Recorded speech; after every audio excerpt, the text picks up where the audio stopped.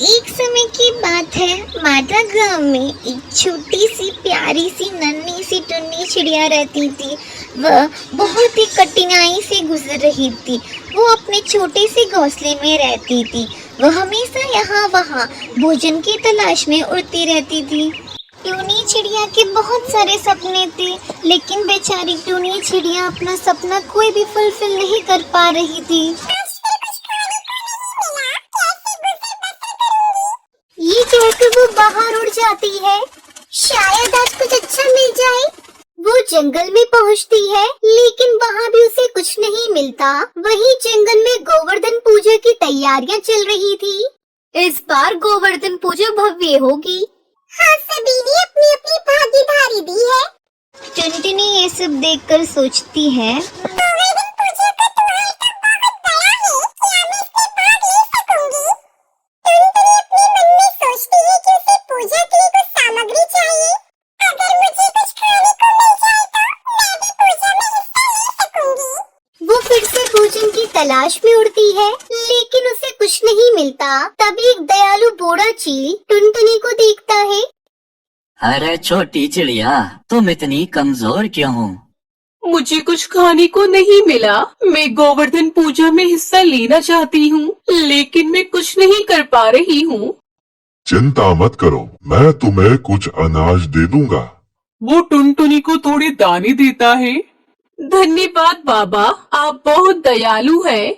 कुछ दिनों बाद गोवर्धन पूजा का दिन आ जाता है। टुनटुनी अपनी सामग्री के साथ पूजा स्थल पर जाती है। तभी जंगल में रहने वाले पक्षी टुनटुनी को वहाँ देखकर कहते हैं, अरे ये टुनटुनी चिड़िया भी आई है। इसकी इतनी औकात हो गई, जो पूजा का सामान भी लेकर आई है। वो टीचर चिड़िया। फिर टुनटुनी पूजा में शामिल होती है। मैं भी भगवान से प्रार्थना करूंगी कि मुझे अच्छा जीवन मिले। फिर टुनटुनी गाय के सामने अपना अनाज रखती है। हे गौ माता, कृपया मेरी मदद करें। मुझे कुछ ऐसा चाहिए जिससे मेरा जीवन बदल जाए।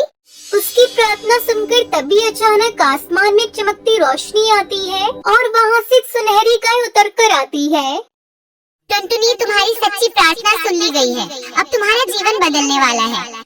टुनटुनी आश्चर्यचकित होकर देखती है और उस जादुई सुनहरी गाय से कहती है, क्या सच में? पर ये सब कैसे होगा? जादुई गाय, मेरे पास इतना भोजन भी नहीं है कि मैं ठीक से गौ माता की पूजा कर सकूं। हाँ, टुनटुनी, तुम्हारे अच्छे दिन आने वाले हैं। तुम बस देखती जाओ, जो तुम्हें चाहिए होगा वो तुम्हें जरूर मिलेगा। टुनटुनी, तुम्हारे प्रयास और सच्ची भावना के लिए मैं तुम्हें आशीर्वाद देती हूँ। तुम कभी भूखी नहीं रहोगी। फिर कुछ देर बाद टुनटुनी को एक नया जीवन मिलने लगता है। अरे क्या हुआ? अचानक से आज तो मुझे भोजन मिल रहा है। वो देखती है कि जंगल में सभी पक्षियों के लिए अनाज और फल बिखरे हुए हैं। अरे ये सब कैसे हुआ? ये तो अद्भुत है, मुझे तो विश्वास नहीं हो रहा। लगता है भगवान ने मेरी प्रार्थना सुन ली है। अब टुनटुनी अपने नए जीवन के साथ दूसरों की मदद करने का निर्णय लेती है। मुझे अब दूसरे गरीब और जरूरतमंद पक्षियों की मदद करनी चाहिए।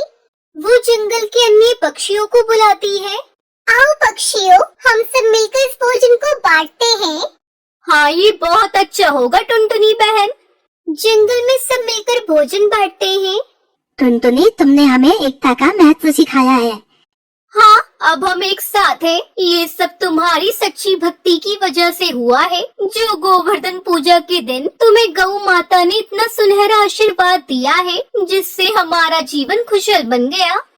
हाँ सुंदरी कवि, तुमने बिल्कुल सही कहा। ये सब जादुई गाय की वजह से हुआ है। अब मैं और भी बड़ा सपना देख सकती हूँ। वो सोचती है कि वो कैसे और भी पक्षियों की मदद कर सकती है। टुनटुनी सभी पक्षियों के साथ गोवर्धन पूजा मनाने का निर्णय लेती है। इस बार हम सब मिलकर एक बड़ा उत्सव मनाएंगे। हाँ टुनटुनी बहन, ये तो बहुत अच्छा होगा। जंगल में गोवर्धन पूजा की तैयारियां धूमधाम से चलती है। टुनटुनी, तुम्हारी मदद से ये पूजा खास बनेगी। हम सभी मिलकर काम करेंगे। फिर वो सभी मिलकर पूजा करते हैं। ये सब भगवान की कृपा है, जो आज हम सब मिलकर इतनी अच्छे से गोवर्धन पूजा मना पा रहे हैं। सब मिलकर पूजा करते हैं और एक दूसरे को मिठाइयाँ खिलाते खिलाते हैं। जादुई गाय की वजह से टुनटुनी चिड़िया का जीवन पूरी तरह से बदल गया और गोवर्धन पूजन सबने बहुत अच्छे से करी। याद रखो दोस्तों, सच्ची मेहनत और दयालुता से हम सबका जीवन बेहतर हो सकता है। इस तरह टुनटुनी चिड़िया ने गोवर्धन पूजा के माध्यम से न केवल अपना जीवन बदला, बल्कि उसने जंगल के सभी पक्षियों को एकता और दयालुता का सच्चा मतलब भी सिखाया। उसकी मेहनत और भगवान की कृपा ने उसे एक नया जीवन दिया, जिसमें वो न केवल खुश थी, बल्कि दूसरों को भी खुश रखने का प्रयास करती थी।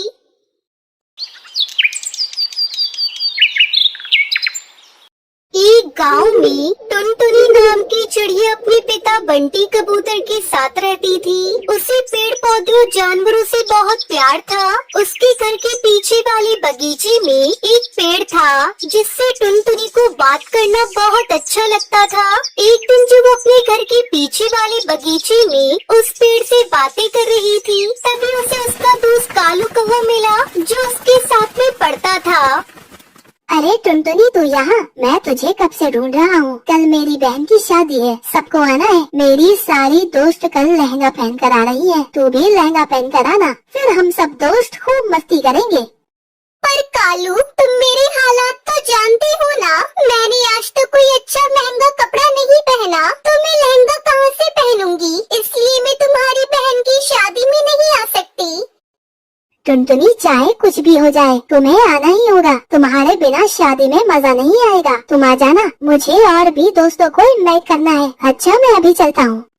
उसके बाद कालू कौवा वहाँ से चला जाता है और टुनटुनी भी अपने घर आ जाती है। उसके पापा खेत में जाने के लिए तैयार हो रही थी, लेकिन टुनटुनी को रोता हुआ देखकर वो अपनी बेटी से बोलते हैं, तुझे तो पता है तेरी माँ अब इस दुनिया में नहीं रही। मैं कितनी मुश्किलों से खेतों में काम करके घर चला रहा हूँ, तेरा पालन पोषण कर रहा हूँ। तेरी दादी भी बीमार पड़ी है, पर हाँ, मैं अपनी पूरी कोशिश करूँगा कि तुझे लहंगा दिला सकूँ। सच में पिताजी, आप मुझे लहंगा खरीद कर दोगे ना? हाँ बेटा, मैं तुझे दे दूंगा, लेकिन पहले तू अपने आंसू पोंछ ले। टुनटुनी अपने पिता के जाने के बाद घर का काम करके अपने घर के पीछे वाले बगीचे में जाती है और उस पेड़ के पास जाकर बैठ जाती है और वहाँ जाकर सोचती है कि उसके पास लहंगा कैसे आएगा, क्योंकि वो जब भी उदास या परेशानी में होती थी, वो उस पेड़ के पास जाकर उससे घंटे भर बातें करती थी। टुनटुनी ये सोच कर रो रही थी कि तभी उसे पेड़ से आवाज आती है, क्या हुआ टुनटुनी, तुम इतनी परेशान क्यों हो और इतना रो क्यों रही हो? मैं उदास हूँ, इसलिए रो रही हूँ। तुम्हें क्या मैं अपने दुख में रो भी नहीं सकती? रोने से कुछ नहीं होगा। टुनटुनी, बताओ मुझे क्या बात है, क्या पता मैं तुम्हारी कुछ मदद कर सकूं। अगर मैं तुम्हारी कुछ मदद कर पाऊंगा तो मुझे बहुत अच्छा लगेगा। तुम मेरी कैसे मदद कर पाओगे? तुम तो अपनी जगह से हिल भी नहीं पाते हो। पर ठीक है, कोई बात नहीं, मैं तुम्हें अपनी परेशानी बता देती हूँ। फिर टुनटुनी अपनी उदासी का कारण उस पेड़ को बता देती है। अच्छा, मैं चलती हूँ, तुम अपना ख्याल रखना। ये कहकर टुनटुनी अपने घर पहुंच गई और वो अपनी दादी को दवाई दे रही थी। तभी उसे एहसास हुआ कि उसके दरवाजे पर किसी ने खटखटाया है। उसने दरवाजा खोला तो उसे कोई नहीं दिखा, लेकिन उसे 2 शॉपिंग बैग दिखे। अरे, इसके अंदर क्या है? चलो इसे घर में ले जाकर खोलती हूँ। जैसे ही टुनटुनी थैला खोलती है, उसके अंदर से 2 सुंदर लहंगे बाहर निकलते हैं। अरे वाह, ये लहंगे तो कितने प्यारे हैं। लगता है पिताजी रखकर इन लहंगों को काम पर चले गए हैं। अभी तो बोल रही थी खेत में जाऊंगा, पर मेरे लिए लहंगे लाकर दे दिए। पापा बहुत अच्छे हैं। जब शाम को उसके पिता घर वापस आते हैं तो टुनटुनी उनसे कहती है, पिताजी, मेरे लिए लहंगे लाने के लिए आपका बहुत बहुत शुक्रिया। पर बेटी, ये तो मैंने नहीं खरीदे। यह तुम्हें किसने दिया? कहाँ से मिले तुम्हें? चलिए छोड़िए पापा, ये बताइए लहंगे सुंदर है ना? आज मैं इसे कालू की बहन की शादी में पहन कर जाऊंगी। अच्छा ठीक है, तुम चली जाना शादी में। फिर शाम को टुनटुनी वो लहंगा पहनकर कालू की बहन की शादी में चली जाती है। सब पक्षियों को ध्यान सिर्फ टुनटुनी पर था।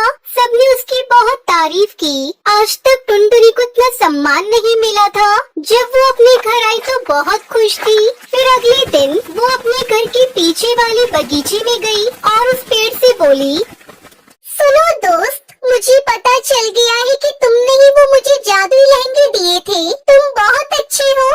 टुनटुनी इतना कहती है कि तभी वो पेड़ एक जादुई लहंगे के पेड़ में बदल जाता है और टुनटुनी से बोलता है, टुनटुनी, मैं एक जादुई लहंगे का पेड़ हूँ। मैं जादुई नगर से किसी कारणवश बाहर आ गया और मैं अब एक आम के पेड़ की तरह रहता हूँ। तभी तुम मुझे मिली थी। तुम मेरा और मेरे आसपास के पेड़ पौधों की देखभाल करती थी और मुझे काटने से बचाती थी। इसलिए मैंने सोचा कि तुम मेरी इतनी मदद कर सकती हो तो मैं तुम्हारी एक मदद क्यों नहीं कर सकता। वो दोनों लहंगे जादुई लहंगे हैं। एक लहंगे से जो भी तुम मांगोगी वो तुम्हें मिल जाएगा और दूसरे लहंगे से तुम गरीब पक्षियों की मदद कर सकती हो। लेकिन दोनों लहंगों से एक दिन में सिर्फ एक ही इच्छा पूरी हो सकती है। तुम उन लहंगों का कभी गलत इस्तेमाल मत करना।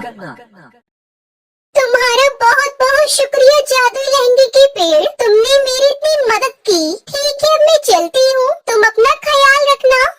फिर टुनटुनी जल्दी से अपने घर आई और जादुई लहंगे से बोली, जादुई लहंगे, मुझे एक बड़ा सा घर दे दो जिसमें जरूरत का सारा सामान हो और उसके पीछे खूबसूरत सा बगीचा हो। टुनटुनी के इतना कहते ही वो घर एक बड़ा सा घर बन गया और उस घर के पीछे एक सुंदर सा बगीचा था जहाँ पर बहुत सारे फूल और तितलियाँ थी। जब बंटी कबूतर काम करके खेत से वापस आया तो अपने घर का रूप बदला हुआ देखकर वो हैरान रह गया।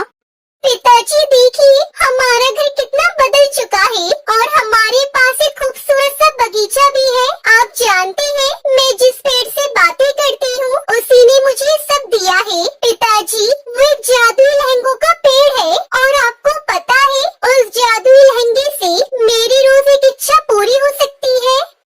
उसके पिता बंटी कबूतर और टुनटुनी बहुत खुश थे। वो हर रोज अपने बगीचे में जाकर पक्षी और जानवरों को खाना खिलाती थी और उनकी देखभाल करती थी। अगले दिन टुनटुनी इस लहंगे से बोलती है, ये जादुई लहंगे मेरी दादी को बिल्कुल स्वस्थ कर दो। इतना कहते ही टुनटुनी की दादी बिल्कुल ठीक हो गई। उस दिन के बाद से टुनटुनी अपना जीवन हंसी खुशी व्यतीत करने लगती है। चील के बेटे की शादी थी। चील ने सभी पक्षियों को अपने बेटे की शादी में बुलाया था। कालू जी, मेरे पास कोई गहना नहीं है जिसे पहनकर मैं चील के बेटे की शादी में जा सकूं। मैंने अपनी माँ से फूलों और पत्तों का हार बनाना सीखा है। अगर तुम कहो तो मैं तुम्हें फूलों और पत्तों का हार बना के दे देता हूँ। शर्म करो कालू, ऐसा हार पहना देकर सब मेरा मजाक उड़ाएंगे। तो फिर जाओ और चिड़िया से उसका हार उधार मांग लो। हाँ कालू, ये बात ठीक कही तुमने। मैं अभी जाती हूँ चिड़िया के पास। चिड़िया, मेरी छोटी बहन, अपना सोने का हार मुझे दे दो। मैंने चील के बेटे की शादी में जाना है ये हार पहनकर। मगर चील ने मुझे भी उसके बेटे की शादी में बुलाया है। ये हार तो मैं पहन कर जाऊंगी। अब सबको मालूम है कि तुम एक गरीब और कमजोर चिड़िया हो। तुम अगर ये हार पहनकर नहीं भी जाओगी तो कुछ नहीं होगा। लेकिन सबको ये मालूम है कि मैं एक अमीर परिवार से हूँ। प्लीज चिड़िया। ना भाई ना गौरी, मैं भी चीलों की शादी में सज धज के जाऊंगी। शकल देखी है अपनी, बंदरिया कहीं की बड़ी आई सजने धजने वाली। दिल तो कर रहा है चोंच ही तोड़ दूं तुम्हारी। चिड़िया गौरी को हार नहीं देती। चिड़िया से गौरी लड़ाई करने लग जाती है, मगर गौरी चुपचाप अपने घर चली जाती है। बड़ी नखचड़ी है वो चिड़िया, उसने साफ साफ मुझे इनकार कर दिया। तो क्या उसने हार नहीं दिया तुम्हें? नहीं कालू, तुम चिंता ना करो गौरी, वह रोएगी, बहुत पछताएगी। और दूसरे दिन सब चील के बेटे की शादी में चले जाते हैं। चील चिड़िया को बोलती है, तुम्हारा हार बहुत सुंदर है चिड़िया, कहाँ से लिया तुमने? ये हार मुझे मेरी माँ ने दिया था। गौरी, तुम्हारे पास नहीं है हार?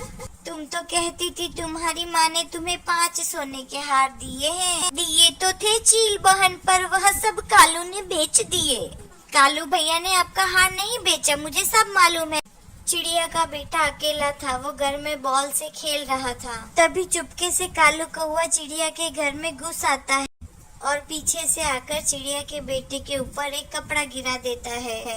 बचाओ बचाओ मम्मा, मुझे बचाओ। कुक्कू शोर मचाता है मगर कालू कौवा उसे किडनैप करके वहाँ से भाग जाता है।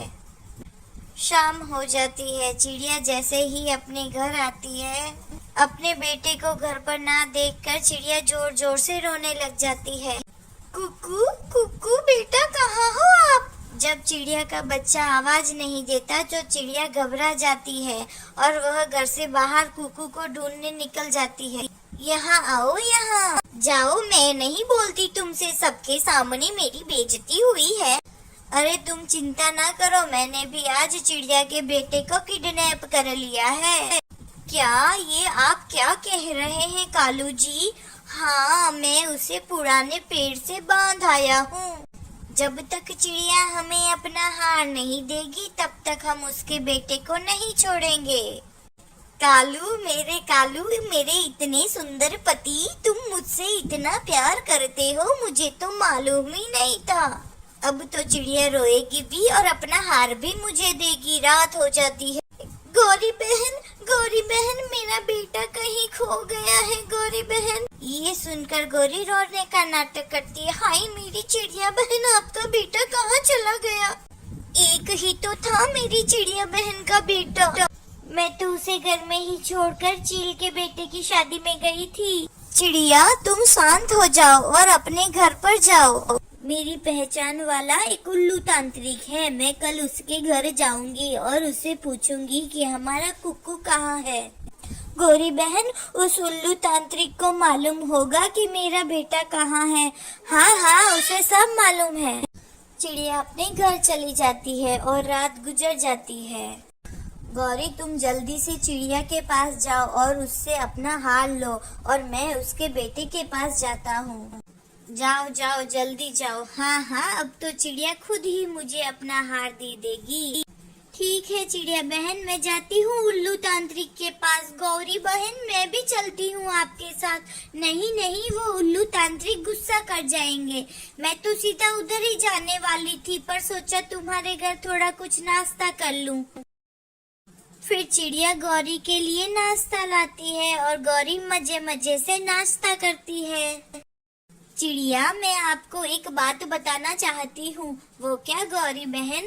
चिड़िया, वो उल्लू तांत्रिक ये तो बता देगा कि तुम्हारा बेटा कहाँ है, मगर वह बदले में तुमसे कुछ लेगा। कुछ क्या लेगा गौरी बहन? मुझे बताइए, मैं सब देने के लिए तैयार हूँ। कुछ भी, जैसे ये मटका, कुर्सी, टेबल, कुछ भी। नहीं, यह तो कोई महंगी चीज नहीं है। मेरा ये सोने का हार ही सबसे कीमती है। आप ये ले जाइए। अरे वाह चिड़िया बहन, उल्लू तांत्रिक बहुत खुश हो जाएगा। और गौरी कभी वहाँ से चली जाती है। अंकल, मुझे सुसु आया है, प्लीज मुझे खोल दीजिए, मुझे सुसु करना है। चुप कर जा, बहुत मारूंगा मैं तुझे। अंकल प्लीज खोल दीजिए, निकल जाएगा। ठीक है, मगर ध्यान रखना, अगर भागने की कोशिश की तो मैं तुम्हें मार दूंगा। कौवा कुक्कू को खोलता है। जैसे ही कुक्कू आजाद हो जाता है, वह कौवे के पंख को काट लेता है। कौवे को बहुत दर्द होता है, वो रोने लगता है, छोड़ो मुझे, छोड़ो। मर गया रे। कालू कौवा नीचे गिर जाता है और कुक्कू वहाँ से भाग जाता है। माँ बचाओ, माँ मुझे बचाओ। अरे मेरा बेटा आ गया, मेरा बेटा आ गया। चिड़िया कुक्कू को देख के बहुत खुश हो जाती है। अगर आपको ये कहानी अच्छी लगी तो हमारे वीडियो को लाइक करें और हमारे चैनल को सब्सक्राइब करना ना भूलें। धन्यवाद मेरे प्यारे मित्रों।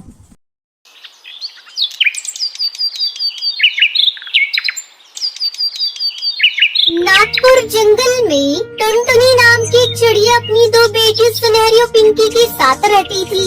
टुनटुनी जंगल के जमींदार कड़कनाथ कौवे के घर मालिन का काम करती थी। टुनटुनी बहुत ही मन लगाकर उसके बगीचे की देखभाल करती थी, जिस वजह से कड़कनाथ के बगीचे में बहुत ही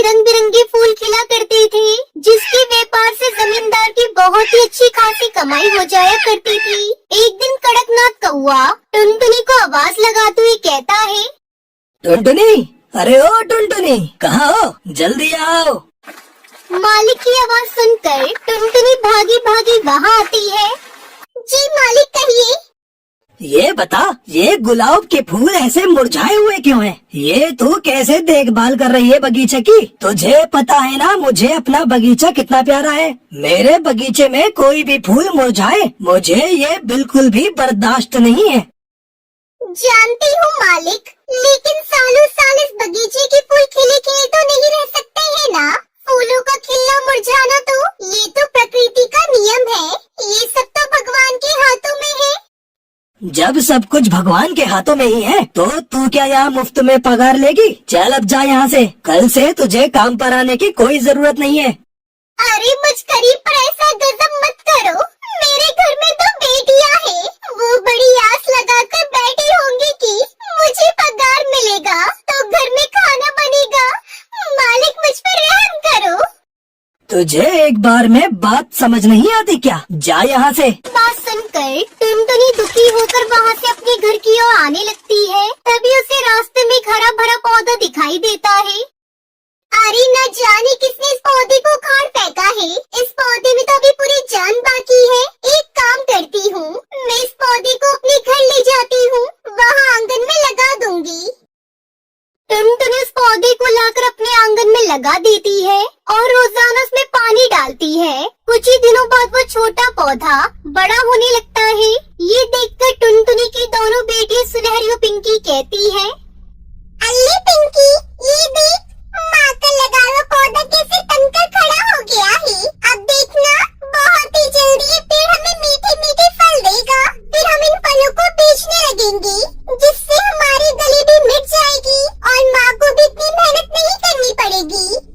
अपनी बेटियों की आंखों में अमीरी के सपने देखकर टुनटुनी टूटे मन से कहती है, हे भगवान, लानत है मुझ गरीब माँ पर। कितने दिन हो गए घर में चूल्हा नहीं जला। मालिक ने मुझे काम से निकाल दिया। उसके बाद पक्षियों के घरों में जैसे तैसे झाड़ू पोछा करके काम मिला। उससे भी मेरे घर का गुजारा ठीक से नहीं हो पा रहा है। मुझे तो कहीं डूब मरना चाहिए।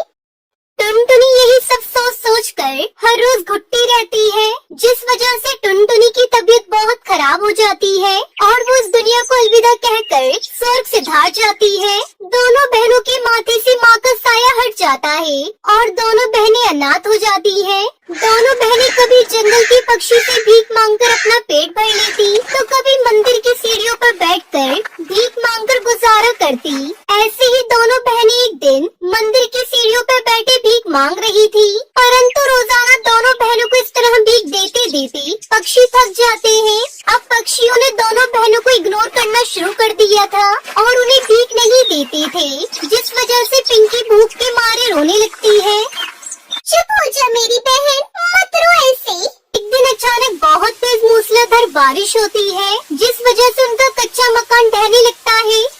दोनों बहनें घर से निकलकर पेड़ के नीचे आकर खड़ी हो जाती है। घर छीन जाने को उनको बहुत दुख होता है। क्या बिगाड़ा था हम अनाथ बहनों ने आपका, जो आपने हमसे हमारा घर भी छीन लिया। क्यों भगवान जी, क्यों आपने हमारे साथ ऐसा क्यों किया? अब हम दोनों कहाँ रहेंगे? दोनों बहनें घर के खो जाने का दुख मना रही होती है। तभी वो जिस पेड़ के नीचे खड़ी होती है, उस पेड़ पर से अचानक बहुत सारे बेशकीमती गहनों की बारिश होने लगती है, जिसे देखकर दोनों बहनें हक्का बक्का रह जाती है। कैसा जादू है? पेड़ पर तो फल सब्जियाँ उगती है, मगर इस पेड़ पर तो गहने लगे हैं। बेटी, मैं एक जादुई गहनों का पेड़ हूँ, जिस पर उगने वाले सोने के गहने कभी खत्म नहीं होते। मेरा जीवन तुम बेसहारा बहनों की देन है। तुमने मुझे पानी खाद देकर सींचा है, इसलिए मेरे उगने वाले गहनों पर तुम्हारा हक है। मेरे पेड़ पर लगे गहनों को बेचकर तुम अपने लिए एक अच्छा नया घर बनवाओ। मैं अंत तक तुम्हारी मदद करता रहूँगा।